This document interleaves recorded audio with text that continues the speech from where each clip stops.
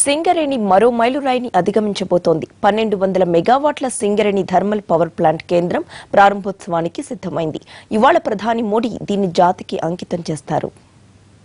ఆదిలాబాద్ జిల్లా జైపూర్ మండలం పెగడపల్లిలోని Singareni thermal power plant కు ప్రధాని మోడీ చేతుల మీదుగా ప్రారంభోత్సవం జరగనుంది.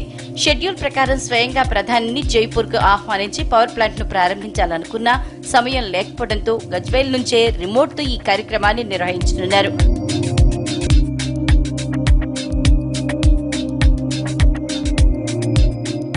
మొదట 600 మెగావాట్ల విద్యుత్ కేంద్రాన్ని 2500 కోట్లతో నిర్మించాలనుకున్నారు. ఆ తర్వాత మరో 600 మెగావాట్లతో రెండో యూనియన్ ని నిర్మించాలని సింగరేణి సంస్థ నిర్ణయించుకుంది. దీంతో అంచనా వ్యయం 8250 కోట్ల రూపాయలకు పెరిగింది. ఇందులో 30% సింగరేణి, 70% పవర్ ఫైనాన్స్ కార్పొరేషన్ భరిస్తాయి.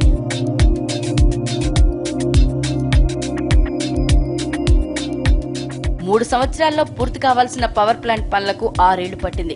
అది కూడా తెలంగాణ రాష్ట్రం ఏర్పడిన తర్వాత విద్యుత్ లోటు అధిగమించాలనే ఉద్దేశంతో నత్తనడకన సాగుతున్న జైపూర్ పవర్ ప్లాంట్ పనులను వేగవంతం చేసింది టీ సర్కార్. స్వయంగా సీఎం కేసీఆర్ 2 సార్లు పవర్ ప్లాంట్ పనులను పరిశీలించి వేగం పెంచాలని ఆదేశించారు.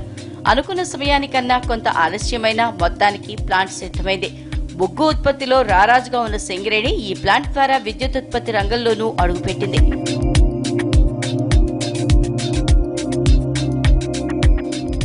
తెలంగాణ రాష్ట్రంలో మొదటి యూనియన్ బాయిలర్ లైట్ ఆఫ్ ను 2015 జూన్ 3న విజయవంతంగా నిర్వహించగా 2016 మార్చి 13న ప్లాంట్ లో కీలకమైన సింక్రనైజేషన్ ప్రక్రియని విజయవంతంగా పూర్తి చేసింది. రెండో యూనిట్ సింక్రనైజేషన్ ప్రక్రియను కూడా జూన్లోనే పూర్తి చేసింది. ప్రారంభోత్సవానికి ముందు అన్ని అధిగమించి ట్రయల్ రన్ నిర్వహణలో భాగంగా ఇప్పటికే 135 మిలియన్ యూనిట్ల విద్యుత్తును ఉత్పత్తి చేసినట్లు తెలిపారు సింగరేణి అధికారులు.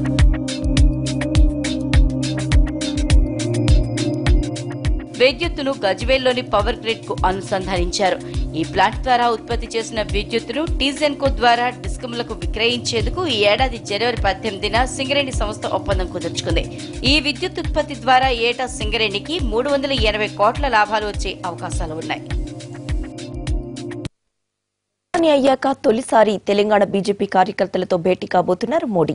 ఇవాళ ఎల్బీ స్టేడియంలో బీజేపీ కార్యకర్తల మహాసమ్మేళనంలో ప్రధాని పాల్గొంటారు. మోడీ సభ కోసం రాష్ట్ర బీజేపీ పెద్ద ఎత్తున ఏర్పాట్లు చేస్తుండగా ఎలాంటి అవాంఛనీయ ఘటనలు జరగకుండా పోలీస్ యంత్రాంగం బలగాలను మోహరిస్తోంది.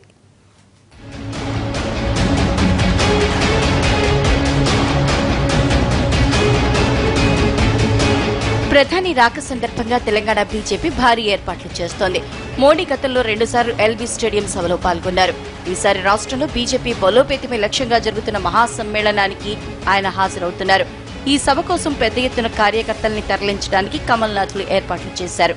ప్రభుత్వం తరఫున ఉన్నటువంటి ముఖ్యమంత్రి, గవర్నరు, అలానే కేంద్ర మంత్రులు, రాష్ట్ర మంత్రులు, భారతీయ జనతా పార్టీ అధ్యక్షుడు లక్ష్మణ్ గారు, మిగతా నాయకులు స్వాగతం పలికిన తర్వాత అక్కడి నుంచి వారు నేరుగా హెలికాప్టర్లో గజ్వేల్కు బయలుదేరి గజ్వేల్లో మొట్టమొదలు మిషన్ భగీరథ ప్రారంభోత్సవం చేసి ఆ తదుపరి కేంద్ర ప్రభుత్వం యొక్క ఏవైతే 4 పథకాలు ఉన్నాయో ఆ 4 పథకాలను కూడా ఒకే వేదిక మీద ప్రారంభోత్సవం చేస్తారు.